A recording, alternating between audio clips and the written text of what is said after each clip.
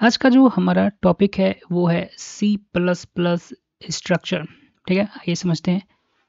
Structure जिसको हम लोग स्ट्रक्ट्स के नाम से भी जानते हैं, आर अ वे एक तरीका है to group of the several related variables into one places. यानी कि स्ट्रक्चर एक तरीका है सेवरल यानी कि कई सारे वेरिएबल्स यानी कई सारे जो वेरिएबल्स है उसको एक ग्रुप में लाकर स्ट्रक्चर जो है रख देता है एक प्लेस पर। ईच वेरिएबल इन स्ट्रक्चर और वेरिएबल के स्ट्रक्चर के जितने भी मेंबर हैं, वेरिएबल जो स्ट्रक्चर में डिक्लेयर किया जाता है उसको मेंबर कहा जाता है, मेंबर ऑफ स्ट्रक्चर कहा जाता है। वेरिएबल इन द स्ट्रक्चर यानी वेरिएबल जो स्ट्रक्चर में डिक्लेयर होगा उसको मेंबर ऑफ स्ट्रक्चर कहा जाता है। ठीक,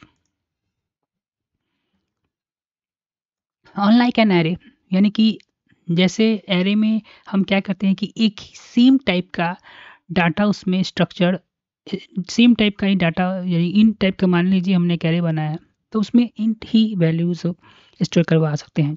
लेकिन स्ट्रक्चर में हमारा कॉम्बिनेशन ऑफ वेरिएबल अपने अनुसार जो हम डिक्लेयर कर सकते हैं और डिफरेंट तरह का के डाटा को उसमें हम स्टोर करवा सकते हैं। Structure can contain many different type structure में कई सारे प्रकार के हम डाटा को स्टोर करवा सकते हैं, इंट, स्ट्रिंग, बूल एक्सेट्रा। ठीक है, अब स्ट्रक्चर को क्रिएट कैसे किया जाता है?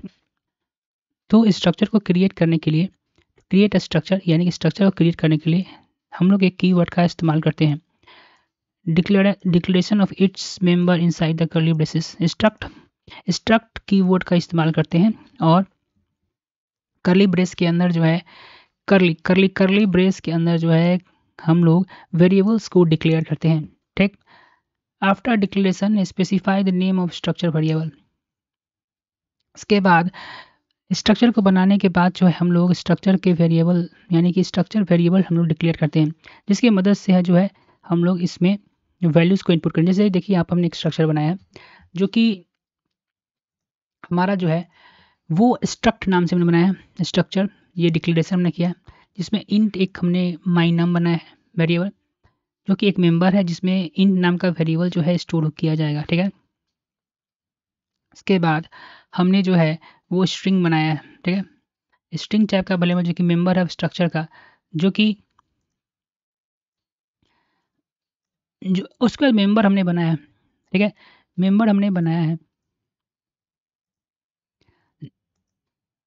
जो कि हमारा यहाँ पर आप देखेंगे तो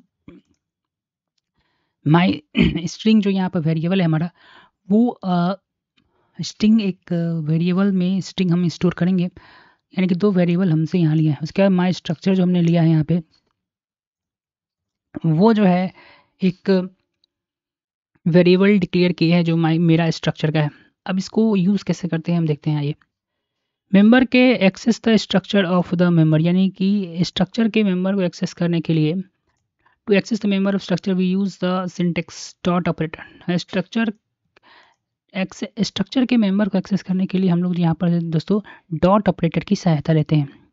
टू एक्सेस द स्ट्रक्चर या use the dot operator, dot syntax का हम लोग यूज़ करते हैं स्ट्रक्चर को एक्सेस करने के लिए। ठीक है, इसके बाद देखिए फिर हैश टैग इंक्लूड हमने यहाँ पे प्रोग्राम जो हमारा यहाँ पर देखेंगे आप, हैश टैग इंक्लूड आई स्ट्रिंग। उसके बाद स्ट्रिंग हम ऑपरेटर यूज़ कर ले इसलिए स्ट्रिंग हमने दिया यहाँ पे। उसके बाद नीचे आएंगे तो यूजिंग द हमने नेम स्पेस दिया है। ठीक है, उसके बाद इंट मेन के अंदर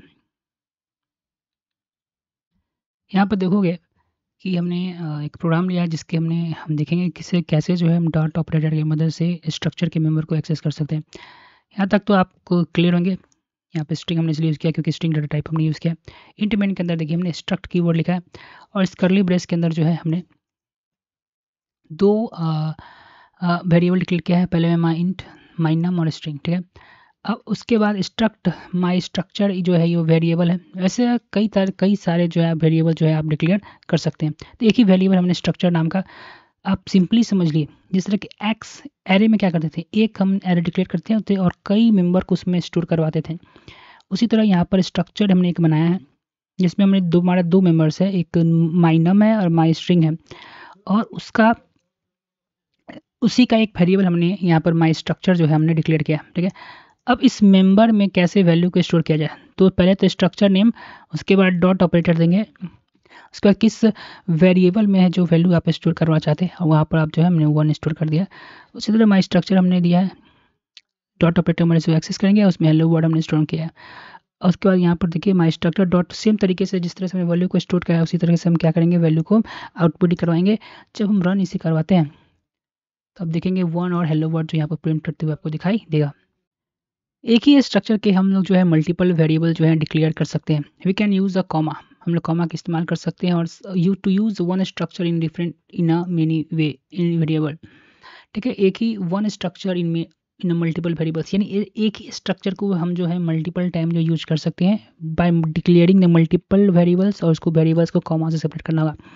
जैसे देखो, इससे पहले हमने स्ट्रक्ट बनाया था माई स्ट्रक्ट 1, माई स्ट्रक्ट 2, माई स्ट्रक्ट 3, यानी मल्टीपल वेरिएबल्स हमने डिक्लेयर किया है, उसको हमने सेपरेट दिया है कॉमा से। ये जो वेरिएबल्स है, जिससे पहले हमने देखा था कि किस तरह से सेम तरीका से वहाँ पर जो है डॉट ऑपरेटर की मदद से इसमें हम लोग 3 टाइप का ये स्ट्रक्चर बना सकते हैं। डॉट ऑपरेटर की मदद से हम वैल्यू भी स्टोर करवा सकते हैं, और डॉट ऑपरेटर की मदद से वैल्यू हम आउटपुट भी करवा सकते हैं, जैसे देखेंगे।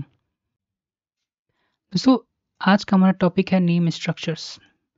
जब हम स्ट्रक्चर को नेम दे देते हैं तो वो जो है एक डाटा टाइप की तरह बिहेव करता है, और उसको हम जो है प्रोग्राम में कहीं भी यूज कर सकते हैं।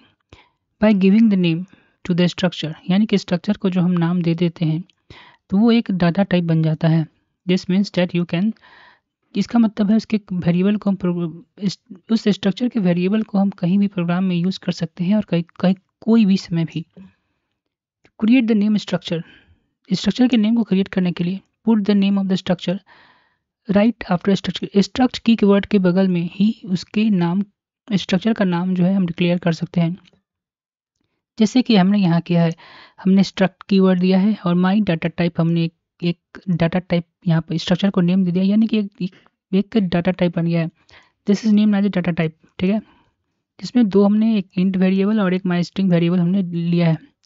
To declare a variable to use the structure, you use the name structure as a data type and a variable. जिस तरह दोस्तों आप इंट को हम लोग डाटा टाइप समझते हैं, ये इंट हम लिख देते हैं, और एक्स वाई जेड हम वेरिएबल डिक्लेयर करते थे। उसी तरह माई डाटा टाइप लिखकर जो हमारे स्ट्रक्चर का ये नाम है, और हम लोग जो है वेरिएबल डिक्लेयर कर सकते हैं, और उस वेरिएबल की मदद से हम लोग इस स्ट्रक्चर को यूज कर सकते हैं। जैसे आपने देखा कि माई डाटा टाइप और वेरिएबल नेम वी हमने डिक्लेयर किया है।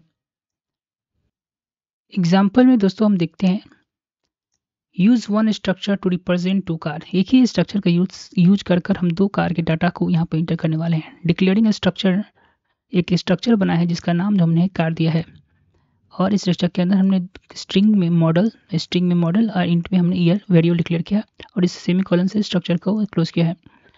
उसके बाद देखिए हमने स्ट्रक्चर का नाम कार लिखकर माई कार 1 एक लिखा है, और यहाँ पर डॉट ऑपरेटर की मदद से जिस तरह हम पहले एक्सेस करते थे इस वैल्यू को हमने इसमें एक्सेस किया है, और वैल्यू जो स्टोर करवाया है स्ट्रक्चर माई कार 1 में। सेम तरीके से फिर हमने एक और वेरिएबल डिक्लेयर किया है माई कार 2 के नाम से, और create in other car structure और store it in my car 2, और फिर हमने वैल्यूज़ को यहाँ पर इसी में क्या किया है, इंसर्ट किया है। और फिर प्रिंट हम कर रहे हैं मेंबर स्ट्रक्चर को प्रिंट करने के लिए, फिर सेम प्रोसेस हम अपनाएंगे डॉट ऑपरेटर की मदद से। तो वो जो है यहाँ पर अब देखिए वेरिएबल और हमारा जो है वैल्यू जो है जो हमने इसमें स्टोर करवाया है वो प्रिंट हो जाएगा।